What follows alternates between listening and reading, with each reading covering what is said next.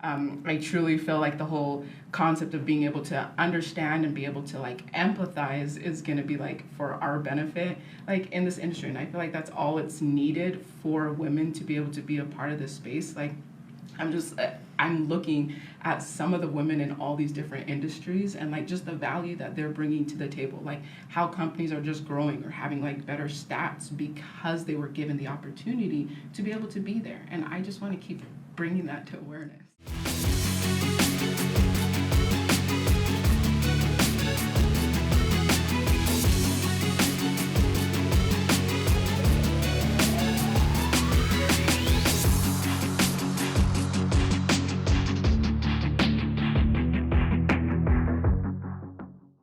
Here we go, podcast mode. So this is Sam Taggart, and I'm on this awesome podcast called the DD Podcast with this amazing person called Suli Zink. Yes. So we got, she has started Females Knockers Unite. No, so just Female Knockers Unite. Yeah. And we've crossed paths through the years. You've been knocking for how many years? This is my 13th summer. 13th summer. Guys, like a lot of people don't last 13 days. She's lasted 13 summers. That's a big deal. Been an industry staple. And it's fun because I see a lot of people, pop up on the whole, I want to be a social media knocking coach and I want to go help, be an Instagram influencer. And I'm always like, yeah, you've done it for one summer. Like, you know what I mean? You're like, you're still making your first $100,000. Like, good job, man. And one thing about Suli, she's been a top rep at Aptive. She's been, done some solar now, done some other stuff, and really has built an amazing foundation in door-to-door sales. You don't last 13 years if you're not making any money. You know what I mean? No, definitely not. I would not be here if I couldn't afford things in life. Sure, but it's a good stepping stool. Well, I'm excited. So we jammed because I was like, man, we want to get some kind of female empowerment and empathy towards just the diversity in this industry. Like, not only female, but you're also color, you're African American. So it's like, a lot of people are like Polynesian. My grandma tells me stop forgetting that. And Polynesian, yes. So, but it's like, a lot of people are like, oh, Sam, you can do it. You're like this little perfect white boy with blonde hair and blue eyes. That is the misconception. It's just like, but there are certain companies, when you see them, it's going to be, they're looking for the blue-eyed blonde hair. And I'm here to no. Mom, 3 kids, Married 11 years of those 13 summers knocking. Yeah, so it's just, it brings some realness to like, you've got the traditional got off his mission, 21-year-old kid that goes out and slays, or you've got somebody that's like, I built a career, a lifestyle, I've been married 11 years, I've got 3 kids, I'm the breadwinner,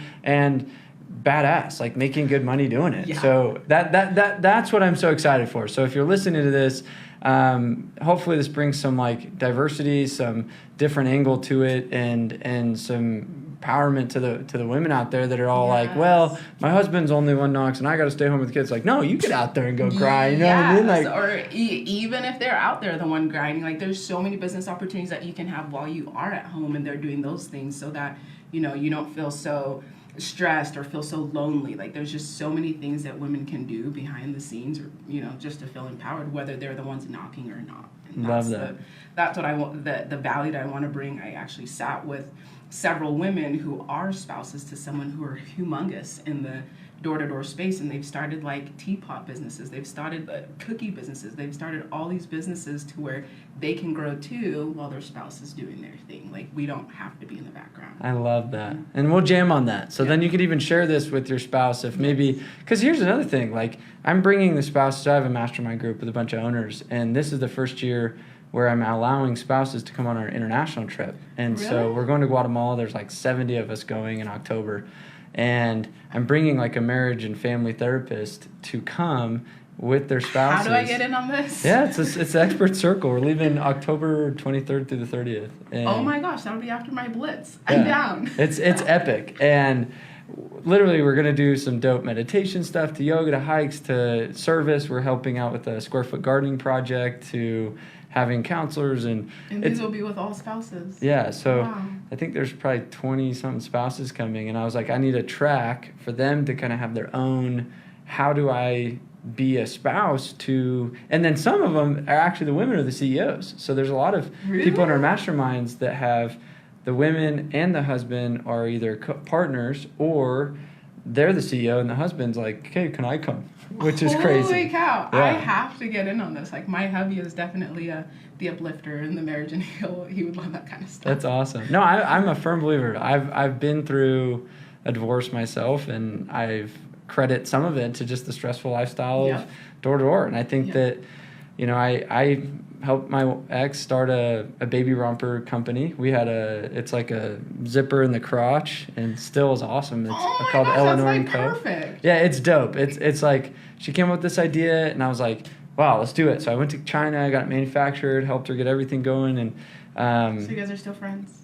Yeah, we're still cordial and That's stuff cool. like that. But like, it was one of those things that you're like, man, she didn't ever sign up for this. I was already a door knocker, right? And this is the common trend, right? Like, you're in this lifestyle. I got home from the mission. I'm the typical story, right? First person they'd come to for sure. Yeah. Right off the plane. I did door-to-door sales before my mission, did the mission, and then got home a month later, was out selling, and I met her in that month time. Like, it was just, all right, we date long distance, we get married right after, because we didn't want to wait till another summer went by, and then so let's rush the marriage. Okay. So we gotta, you know what I mean? You want to come out with me, so then. Holy anyway, cow! So you guys got married before you went to the summer. The second summer. So in the fall, or we got engaged and then married in the spring, and then went. I feel like that's also typical in the door-to-door space. It's like let's hurry and get married. Time it, yeah, so we can get housing. Together. Oh, it is the typical story, right? And it's like.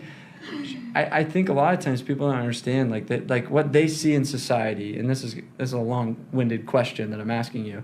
What they see in society is my brother and my dad and my cousin, they all go 9 to 5, and then they come home at 6, and then have dinner as a family, and then they marry a door-to-door salesperson, and then it's like, oh, well, this is not normal life. Yes, this is weird. So what do you say to those people?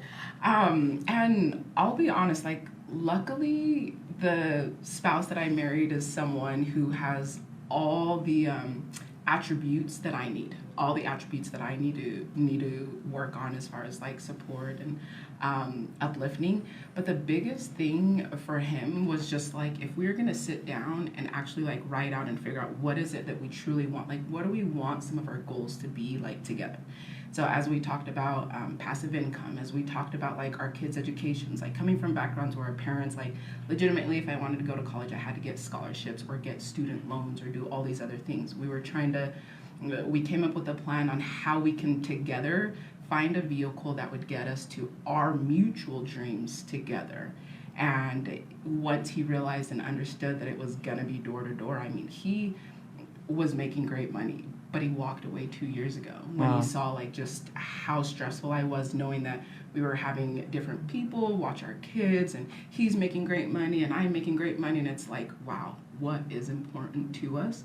And that's one of us being home with the kids and being able to do their thing there and support to be able to get to our end goals. And I think that that's the biggest thing for someone who possibly like has come from a 9 to 5 or transitioning into that, is like, what do you truly see your end goal being, or what is your like biggest why together that's mutual? Like how you're going to get there might be different, but there's going to be an end goal that you guys are going to agree on, and you're going to do anything it takes to get there. I love feel that. Like we've done that. Yeah. So what's the mission? What's the end goal, or some of your next benchmarks or checkpoints? Yeah, so one thing is I want to retire by the time I'm 40. So it's on my bucket list. Yeah, so I don't know about retire, but like just basically be like, I have FU money, so don't mess with me. Yeah, so. And it's not even the sense of like FU money. Like I literally grew up in like West Valley with my grandma who had nothing. We were on welfare and legitimately couldn't even afford like lunch tickets at school. And I look at 40, like my kids, where they're going to be. I want to be able to attend every single gymnastic sport. Like I want to be able to just like get up and go to Puerto Rico for a month with my kids and just help them like learn. Like I don't want my kids to have their education here in America. I want it to be in Israel, in Egypt, in Afghanistan, in wherever. Like we are so bought into this TV and social media and what's here. Like I don't want my kids to have that. And I feel like 4 more years of this grind, like my children will be free. I like, love that's that. What it's for. Yeah. I love that. Yeah. No, that was always my whole mission was like, I just want to go live in Costa Rica for a month. Let's go do it. Yes, no like holdbacks, like no setbacks. Like my kids learn more in like an airport and all the other. They've probably been to more countries than most people have even like read in a storybook, and I want that to be the great learning experience that we have while in this life is seeing and understanding other cultures, and I need money for that. So I love that. Yeah. So let's rewind 13 years ago. Little Suli. Little naive, Yeah. scarcity mindset Suli for sure. How did you, like, I guess kind of talk to us about the journey. How'd you get recruited into this? What were your thoughts when somebody's like, come sell door to door? Because, you didn't fit that mold, right? It's like, was it like, yeah, F them, I'm going to do this. Like, I'm going to, or was it like, really, me? Like, I don't know. Like, tell us about that. So anyone who knows me knows that I, like, fit this mold. I served an LDS mission, and I actually served here in Salt Lake. Oh, okay. And I disliked a lot of the members as I was a missionary, in the sense of, like, I didn't believe in a lot of referrals, I guess is what you would call it. I believed in knocking doors from the mission from day one. The tribe. Yes, I was one of those. I was one of those missionaries that I was actually. I won't get into that, but basically, I was one of those people. If I'm going to be serving a mission and I have a why and a reason, I'm not going to break any rules. I'm going to do everything right to the best of my ability. And I was always given a companion, or I guess maybe people would call it car partner, that was just super ready to go home, that was looking for the dating life, that was just their mission was over, and I was just the worker. Like, I didn't care what their thoughts was of me. I wasn't concerned about their thoughts. Every day in my little journal, I always gave myself, and I like just forced it upon my companions that we were going to knock doors. And because of knocking doors, I actually knocked into this African refugee. And I had a dream about someone that I was going to be working with, because I didn't understand Swahili. Like, living in Salt Lake, you would think like you're only just talking to American people who look like Sam. Yeah. But no, it was the most diverse mission that I've ever been on. And anyways, because of that simple door being knocked, we were able to start a ward of well over 125 new members there.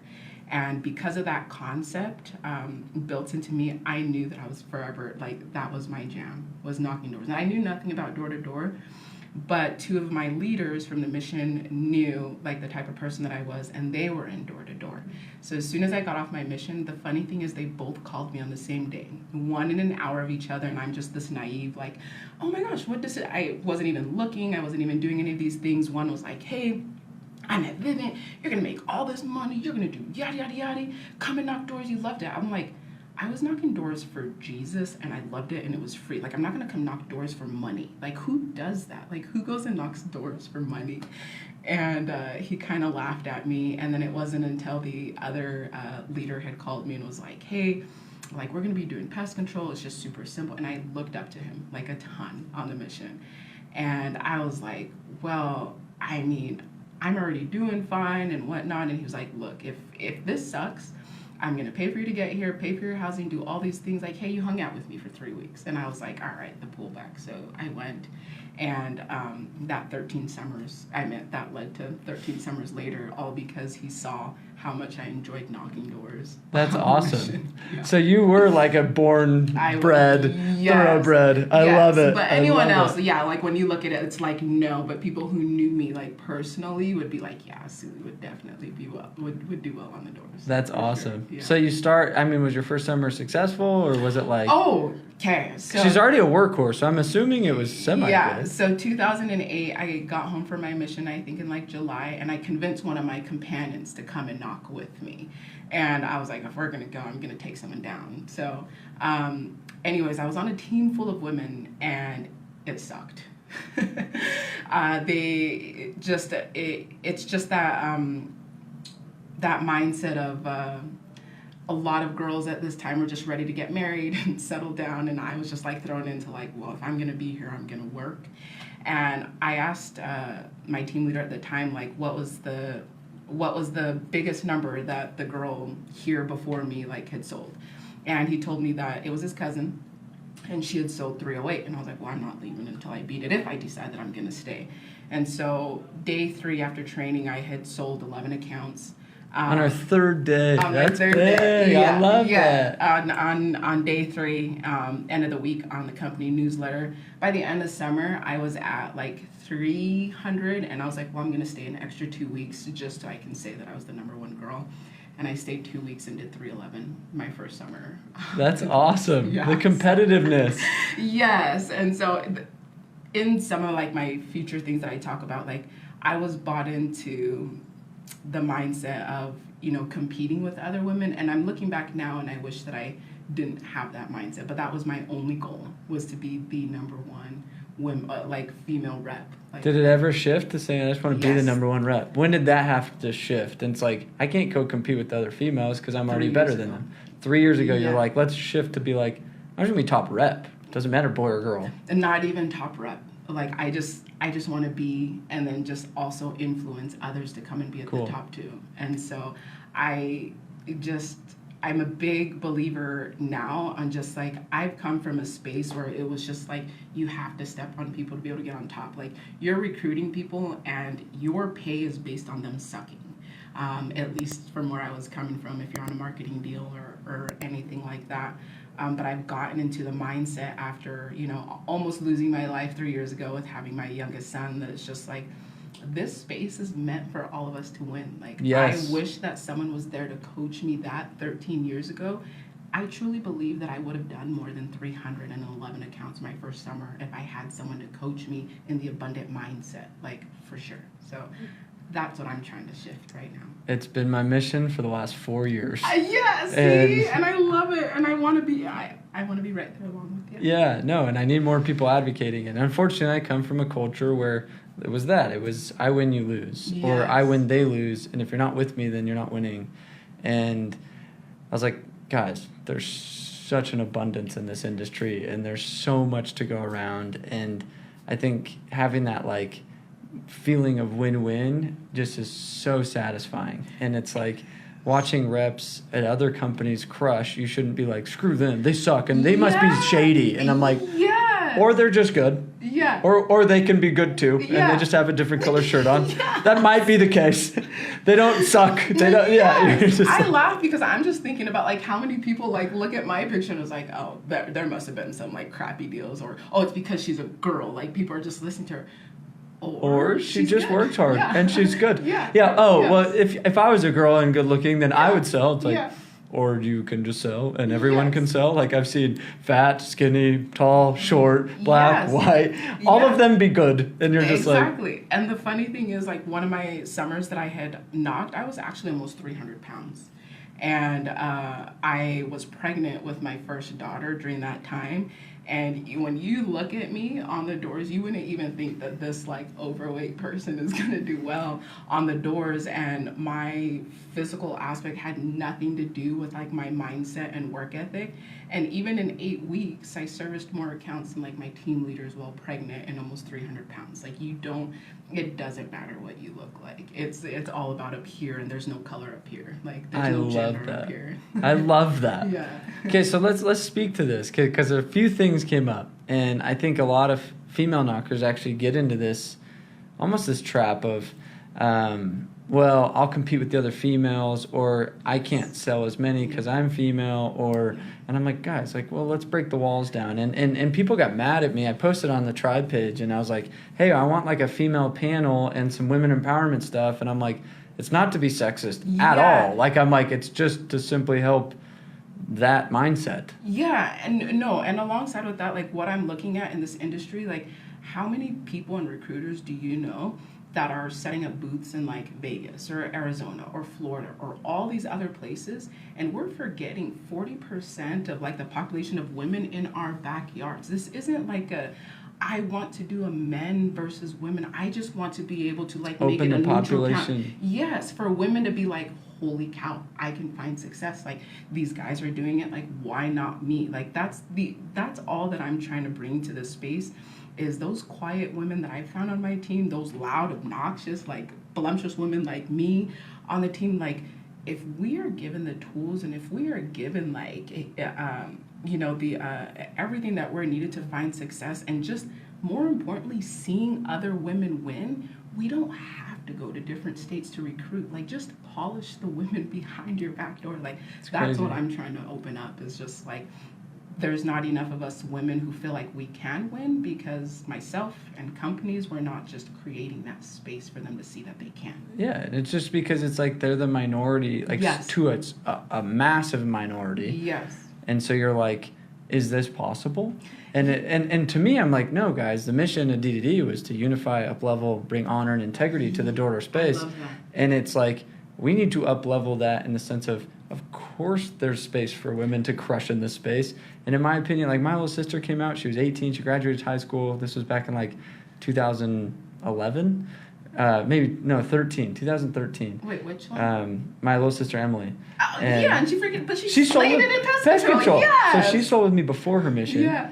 And so she came and sold with you guys. And so she slays, comes out for a month and kicked all the dudes' ass. And I was like, what's up? This 18-year-old graduates high school. I was like, taggart in the veins, baby. I was like, don't let me down. Emily is a good breed, though. And then she hits me up after mission. She's like, where should I go, Sam? Because I'm like, I don't have a home for you. Like, I'm doing this thing, you know. I'm everywhere. And I was like, I'm everywhere but nowhere. But go to Aptive, and, you know, I hooked him up with you guys. And then also slayed, you know what I mean? Yes. And I just, like, for me, my girlfriend slays. Like, you know what I mean? It's just like, I'm all about, like, yes. It doesn't matter. I just think, here's the stereotype. Okay, so here's and I'm, throw mud at me, hit me with the thumbs down if I say this, okay. So my first 3 years managing, I was like, I'm not going to recruit any girls. There's no way. Same with me. And so you said the same thing. I did the same thing. Okay, so there's some commonality here. And she's female, so don't get mad at me when I say this stuff. Yes. So I was like, why? One, they cause drama. Yes. Well, my girlfriend went and made out with some dude when I sent her to... So I go, Mia, if you're watching this, I'm sorry, I'm just giving you out. So sent her out to a blitz team. I was like, hey, go with these guys. Ends up hooking up with a dude. I was like, you're creating the drama. Everything that I stereotype. Like, I was like, good job. I want to meet her. I was like, good job. Keep it up. And I was like, what the freak? And I'm like, that right there is why I didn't recruit girls for 3 years. You know what I mean? I was like, there's this element of the dudes are like, wow, I'm lonely, hot chick. Yes. And you're just like, ah. Yes. And it's like, there can't just be a business relationship. Yeah. So that was one thing that I was scared of. But then the fourth year, I finally had some chicks come and like beg to be on my team. I was like, okay, we're doing this. And one of them hooked up with 3 different dudes during the summer. And I was like, wait a minute, now she's sitting next to this one. I was like, is that not awkward for that dude like 4 chairs down? You know what I mean? I'm dead. No, exactly. Like all the back rubs on the different guys. Yeah, like, I literally sit and watch it like my first summer. Like 8 girls to like, 20 dudes. And I just see different ones. I'm like, wow, like it's a TV show. I literally, like, I'm like Bachelor in Paradise, like, just Bachelorette, like straight up. And I was just like, it happened. But they all slayed. So I was like, I'm making money. You're making money. I was like, oh, what am I going to do? But then, so that's stereotype number 1. So first, if you're a female, keep business. Like, in my opinion, just be like, I'm here to work. Stay out of my butt. Like, yes. Like, that's my 2 cents. Do you have any advice Those for that? Those are the girls that I have found, for sure. Yes. I mean, sadly enough, like every single summer, like you're going to have the ones where they end up dating and marrying each other. I mean, I had that this last summer. Yeah. So, like, but... Yes, I feel like if we're actually just setting the expectations with them while we're sitting down, it just makes it a lot easier, because the ones that I've had that were like dating other people on the team, they're just like, look, during the week, I don't know you, but on the off hours or like whatnot, if we go and do all these kinds of things, it just made it to where it was just like this mutual understanding that's like, if I'm going to date, it's going to be outside of like work hours, like type of thing. And it was great. Like my girls just like slayed it, and they ended up dating people during the summer, but it didn't affect them. Cool. On the team. That's good advice. Yes. If I'm going to date you, I don't know you during the week. That's the line. Yes. Okay, number 2. They're just soft. They're too emotional. They're too, they get too thin of skin. Speak to that. Yeah, and we are. So I'll be honest. I think this is why the industry was really good for me. I grew up having to just kind of like shove and hide my emotions like my whole life, and so I've done it for like the last forever. It wasn't even until 3 years ago that I actually started having the same emotions that women does. And so I was the type, like just like you, I felt like I was a woman stuck in a man's body, because my mindset was like, suck it up. Like guys would like tell me like, oh my gosh, like I just like lost my dog or whatever, and I'm like, but is your dog gonna pay your bills? Or like, I mean, like, so I was just never really empathetic. I came from the background of just kind of like what male team leaders think. It wasn't until 3 years ago I actually had my uterus removed. And with doing that, a lot of things happen. Either you become opposite of where you were before, or you're exactly the same. And I am so opposite emotionally of where I'm at, that I am now like feeling and understanding a lot of like the women's side of me, in being like more emotional, being more in tune with like my feelings. But I had to learn, how is it that I can help women up level and still have those same emotions? And so for me, that's the journey that I've been on these last 3 years, is now I'm the exact same way as all the women that I'm wanting to bring as far as like emotionally, but I'm learning to up level and kind of hone those emotions. What a blessing. Because you also had the 7-8 years of just not. Because you can now empathize with that side. Because you're like, now the man's brain, the masculine, and it doesn't necessarily mean man or female, it's just that masculine energy tends to be just like, go to war, shoot the bad people, and don't cry when you get your arm cut off. Keep fighting. You know what I mean? Like I definitely took emotion like out of knocking, but just in these last like several years, like I feel like had I been more of the way that I am now, I probably would have found like a lot more success in recruiting, a lot more success on the doors, just a lot more success overall, I feel like. So it's awareness. This is what I always say. It's whether you're a man or female, it's the awareness when you need to bring in the masculine side, and awareness when you need to bring in the feminine side. And this is where a lot of men make terrible managers, is when they have a rep coming to them and they're like, I'm just depressed and I can't seem to sell. And then they're just like, suck it up, dude. And like, they're not asking you to say, suck it up and like get to work. They're asking you to empathize with them and feel them, then level them up to where you are, right? Yes, and even I made those mistakes too. As a female team leader, I would do those same things, like suck it up. And how many of those reps chose not to come back, or like felt unheard? Whereas like since I've been on this journey, like I even have like people who aren't even like knocking period, and just like, holy cow, like just I want to just thank you for how much you like cared. Like you changed my life in other ways that has nothing to do with door to door. And those are the things that excites me a lot more, on the value that they're getting from you, that they're taking, even if they choose not to come back. Love that. Yeah, because that's the big thing, is it's there's an energy that everybody needs. There's the nurturer, and then there's the warrior, right? And it's kind of this element of, as a leader, you're a supporter, you're a manager, you're a nurturer, you're a therapist. And I had a similar switch actually a few years back, when I started going to a lot more counseling, and then I'm sitting there in marriage counseling, like, oh, okay, yes, counselor, wise man, I am an idiot, and you're just like, oh, I needed that. And I learned a ton of psychology and the difference between the masculine and the feminine. I've studied that a lot, and sadly, or actually, I'm not gonna say sadly, like it was my choice, and it was a blessing that I was like, hey, this isn't right, and it hasn't been for a long time. Let's just cut ties. But it really brought more empathy to when I'm coaching or helping or training, and I'm just like, oh, I need to not just be a robot warrior that, and I think there's a level of, it's a level of leadership, it's a level of leveling up to bring awareness to that dynamic. And people can feel it too. As I'm listening to like some of your content and stuff, you can actually see like a shift if people have been like following you for a while, like just some of the topics that you talk about and address now in comparison from the beginning, like you can see it. Yeah, no, I'm on the same journey, so I'm with you. And it's funny, like somebody asked me, this is funny, this is a great question. I was in a sales boot camp the last 2 days in Arizona, and a guy goes, Sam today versus Sam in his prime, like 400 account Sam, which one sells more now? Yeah. And I said, you know what? I think actually the old Sam, which was weird.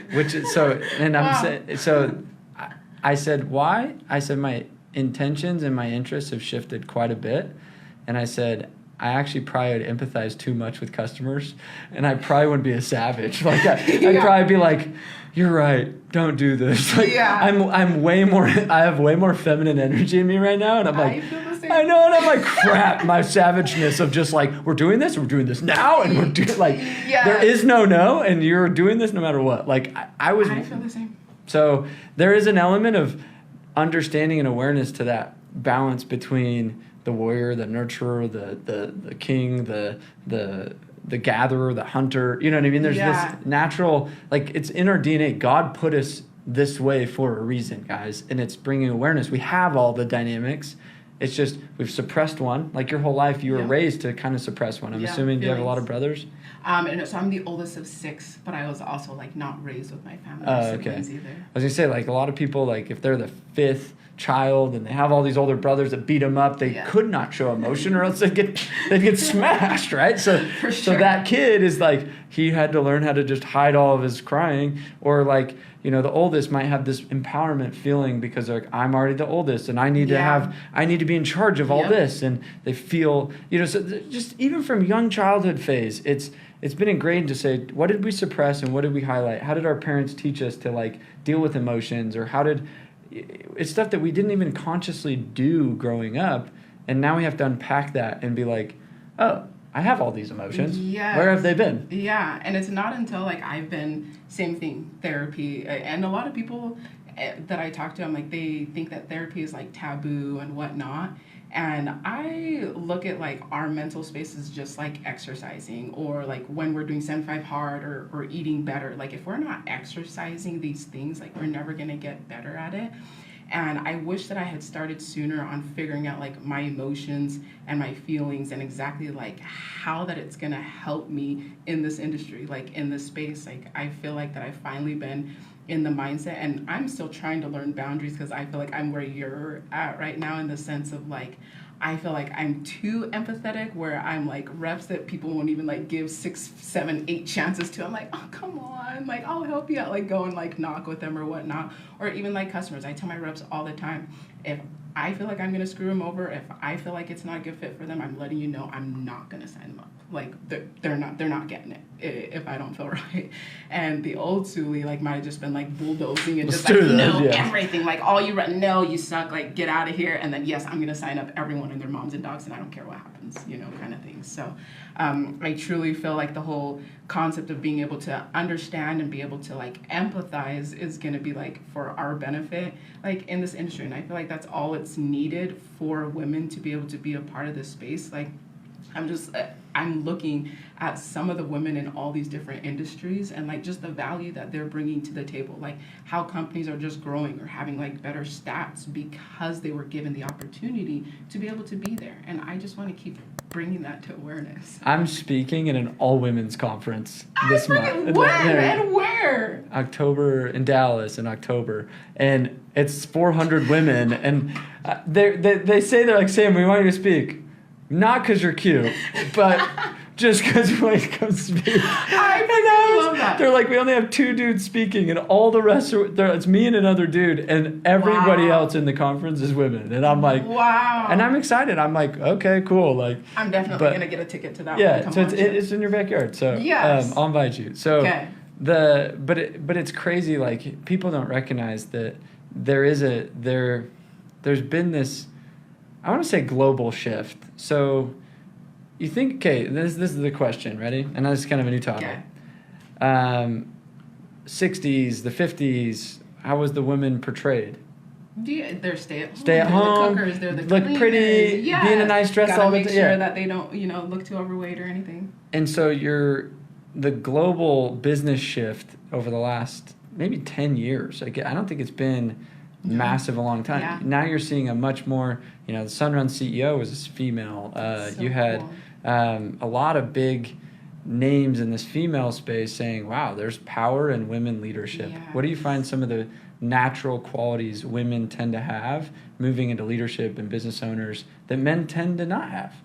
One thing that's super big to me is I feel like women, like, they pay attention to the little details. Like, it's the little things that matter. I'm like looking at some of these like women team leaders in other like offices or even mine as well, and just like how they're able to, show up before morning meetings and just make sure that the office is clean, candles so that people can come and have like this good like aura, like just they're making them just feel like a lot better.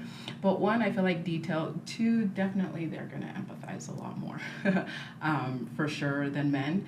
And three, we just get shit done. I feel like if there's going to be a task given to us, you better believe that it's going to be done, and we're going to come to you and be like, what's next? I was hiring for like a kind of a chief of staff role, and I had this biasism. I'm like, but you're a dude. I can't count on. I was like, I can't count on you to like. Yes. I'm like, I guarantee you, I open the drawer and it's gonna be jam full of stuff, and it's like, no, I'm on done. It's like, I open her drawer and it's gonna be like color coordinated and like, and I'm like, I give you a to-do list and it's gonna just be like, boom, and I'm like, I need that. And running a business, if you're working for a business, which would you rather work for? Definitely a woman all day long. Yeah, you're just like, I told them, I was like, guys, I'm going to hire more females to do this.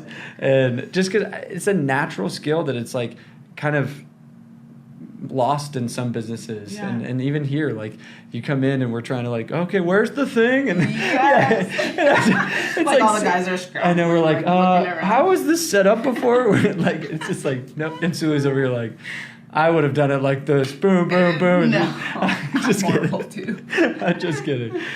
So I guess the next question would be, where's the mission going? Like Female Knockers Unite. I think we're going to do something cool at Door to Door Con, which will be fun. Yes, we are. So where's it going? So for me, it's like, and I was telling Sam this before, like off camera, like I truly have like always, when I started this, I actually went to the CEO of my company before I became the #1 rep in the company that I left. I was like, hey, like we should create like a program. We should do something for women, whether it's like, hey, we're gonna do like weekly book clubs or just like anything to help them feel like welcomed into the space. And not that they were unwilling, but it was just like, now is not the time. Like we need to make more money, not spend money, like type of thing. And, just kind of left it into the back burner. And then during that entire year with like COVID and things like that, and I just went out there and knocked and ended up being like the #1 rep for the entire company, period. And so as I transitioned, and this is postseason, I'm like, and different women are reaching out to me, I'm like, you know what, I'm just gonna start it. Like I may not be as cool as like, Sam or Danny or these people who are like having coaching programs and doing like all these things, but I'm gonna start somewhere. And it's gonna be a little bit like crappy because it's just like, just all my own efforts. And so found a couple guys who no one didn't really know to be able to like do the camera work and talk to some people. And I was getting coached myself. I'm like, how can I be a coach? And, went and paid and done all these things so I can give back to people for free. And so come my last summer knocking pest control, I just started like Sales with Suli. I just started like a one-on-one coaching program where I basically just like sent out this little like flyer that I'm sure people like laughed about, sent it to like different like male leaders and was just like, hey, I'm gonna do twice a month where I'm gonna be like coaching, prepping them for the summer, and then during the summer I'm going to help them overcome the emotional and mental aspect of being a woman in this space and how we're going to like just put that aside and level up. And then for the very last portion is how we're going to finish strong and then transition into moving out and being able to bring other women into this space. And so this was this program that I started. And anyways, and so I sent it out to some of the regionals and things like that, and they ended up like paying me to actually coach some of their girls. And I'm like, wow, I want to do this for like not just them. And it's not, I wasn't getting rich. I was probably only charging like $125 a session twice a month, 45 minutes long. But the impact and the letters and the emails that I was getting back from these women was worth more to me because they were implementing it. Yes, I was like, someone wants to listen to me? Like, okay. And so I actually started off with just 15 women. I had a couple in internet, had a couple in alarms, had a couple in solar, had a couple in the majority from pest control, because that's what I knew. And so as I started with 15 girls, and then I didn't realize that there was going to be a waiting list, and I'm like so overwhelmed that I felt like a hypocrite. I am like, how is someone that only knows one industry coming in thinking that she is like the shit and can train anyone wherever? But the concepts that I were training had nothing to do with pest control, alarms, solar, all that. It was just, there's a lot more things that us as women need to be taught and need to understand emotionally, like mentally, to truly prep us for the summer. Those were the things that I was focusing on. So as I was like coaching women from different industries, and I'm like, okay, Suli, well, you can't be a hypocrite. You need to go and kind of try out these other companies as you're figuring out how you can coach them better. So I went and did alarms for like a week. I was definitely humbled. I fell flat on my face. Like those of you women and men out there doing alarm, like I look up to you guys a ton. Like that was awesome and humbling. And then the following week I was like, well, I gotta go do a blitz for Dish since I'm coaching a girl from Dish. And I was like, oh my gosh, this is awesome, but you guys aren't getting paid enough. Like this is like easy. And I was able to help her shift just with like the mindset of how you're gonna be going to actually like help them mentally with like the different things that a customer is gonna be needing on the doors. And then last, I hadn't done solar. And so I had a girl who's like, I'm the only female rep on this team. Like, I love my team leader. Like, I respect him. Like, I would never leave him. Like, I like it here, but I don't think that they understand me. And I'm like, so do you feel like because your team leader is a guy and they don't understand you, that that's affecting you on the doors? Like, I wanted to shift her mindset to where the blame wasn't going to be on her team leader. The blame was just going to be like, not even a blame, like just removing the shame. It's just like, you have to shift your mindset. And she was like, well, I've done it. I had been working with her for like a month, and I was like, well, I'm going to come out there and knock with you. I'm going to figure out, I've never done solar, but we're going to do it together. And another humbling experience. So I get out there and I'm, teaching these women like how important mindset is. And I fall flat on my face like the first 3 days. As I'm here coaching, women are paying me, the regionals are paying me. I'm like, I have to make this work. And so 3 days, I had no sets, like no deals, like, and I'm self-genning at the first company that I was with. And then the last 3 days, I get up and I'm like, I do not care who's gonna help me and who's not. I'm gonna go and show this girl that I'm gonna get deals.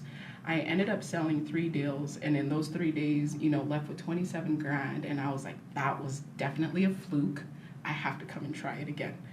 And so I come back the following week or following month with that mindset of just like, even though there was no training, like this company gives you one t-shirt because they expected people not to come back. And this was the environment that she was in. And so she felt like she was already set up for failure. So I go in like the following week, I'm like, well, I'm gonna create training. I've never done solar, but we're gonna make stuff up and we're gonna make it work. And in those 6 days, just with that mindset, ended up walking away with a deal a day. Like that was just like my goal in solar. If I'm gonna go in self-gen, I'm gonna get a deal every single day, and I left with 7. Little over a lot of money. And after that, her mindset shifted. She's not with me. She's still with that same company. She's doing great. She's now like turning it in internally that it doesn't matter whether her team leader, is male or female. She's starting to understand that she just has to be more in control of her mindset, more in control of like her environment. Like what can she bring to the table? And that's the awareness that I'm wanting to bring in like every single industry. Is one, not only how we can bring awareness to ourselves personally, mentally, and emotionally, just as women, whether we are only one or whether there's 10 of us on the team, we don't all need to share the same t-shirt. But I feel like that there's just like power and significance of social media being able to like reach out to someone and say, holy cow, you are doing awesome. Like, holy cow, like you've got like 12 deals today and I don't even know you. Like that is my ultimate goal, is even as I'm still meeting other women, there's still the scarcity mindset.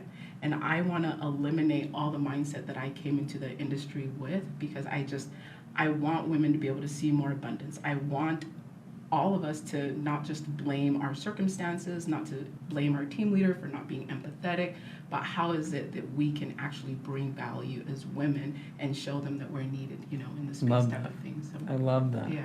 Thanks that's for a long answer. No, but that's the passion. I mean, I have my same motive, right? Yeah. And it's very aligned, and that's why I was excited to get you on the podcast and start doing some stuff together. But no, we need to. It was just, I was so sick of even just any rep, male or female, coming into this industry and just not getting the tools, not getting the support, not getting the culture. You work for a 5-man little teeny roofing company or a solar company, and it's like, your expectation of this whole door-to-door world could look like this, and you're like, well, door-to-door is not for me. I'm like, wait a minute, your taste of it was the other 4 people suck, and so I was just like, look, is there a platform we can make to where we have Survivor going on right now. It's an industry-wide competition. We have the National Knocking League that finished. That was like crazy. Dope. And it's like we've built these dope industry competitions and door-to-door con where it's an industry celebration where we have... And I feel like you're like making tools to where like even in their small little world, it's like they have help. They like, feel we have like... support. They feel like they're part of a bigger tribe. Yes. Like, it's funny, like we had a client of ours, they had 5 people compete against the biggest roofing company in the industry, and they're 5 people, and they went head to head, and they almost won. Like the little 5. Yeah, like, but to them, they didn't even know like numbers that these guys were throwing out. Like they were doing an average of like 5 every 2 weeks, and by the time they were done with the competition, they were doing 50 every 2 weeks. Like it was like a 10x. I need you to come to my squad. And we were just like, only because it brought new light to a small world, right? And so it's just a matter of saying, okay, is there a world where this industry has its own standard, no matter where you're at, what shirt, what color, what industry you're playing in, and it's just, hey, here's the standards, and we're going to continue to up-level that. Yes. And that was the mission, and it's been cool to watch. Like, we've founded the Door-to-Door Association, and, now this women thing. We're starting a DD recovery thing. We're doing just, like, really cool stuff to bring little communities together. And that's why I was like, there's a female community in this world. Yes, that's what I want. The lonesome dove, that girl that was like, I'm the only girl in this whole company. She's like, wait, there's other door knockers that are girls too? Like, she had no idea. And I'm like, no, there's tribes out there that you could be part of that help sustain your success. And she loves her team. Like, she loves being where she's at. She just now enjoys the fact of like feeling like just a sense of community. And that's all I want for like women. That's like my vision, is that we're just not having like this, okay, well, we just got to step on her. We can't cheer for her. We can't do any of these things for her because, 1, she's not wearing my t-shirt. 1, she won't let me recruit her. 1, she won't let me it's do like, you're all dead these to things. me because you didn't work for me. It's like, we need to stop saying that, please. Like, please. And so I think for me, like with this whole, when I started the page, 1, I'm not even a social media guru. Like, my brother has a social media, but he runs my page. And it's literally where a lot of this stuff is like coming from. I'm like, I didn't know that you need to be good in social media to be relevant, but like just a little bit of that, like people were reaching out, and I was just like, holy cow, there really is what's the word with like the social media, there really is good to it if you're looking for it. And so some people who just only saw me on social media and reached out and was like, hey, like I'm having this issue with like this company, like what could I do better with like XYZ? Whereas if I never put myself out there, I feel like I wouldn't be able to like reach that person. And she doesn't need to wear the same shirt or work for the same company. And that's just what I think companies need to embody.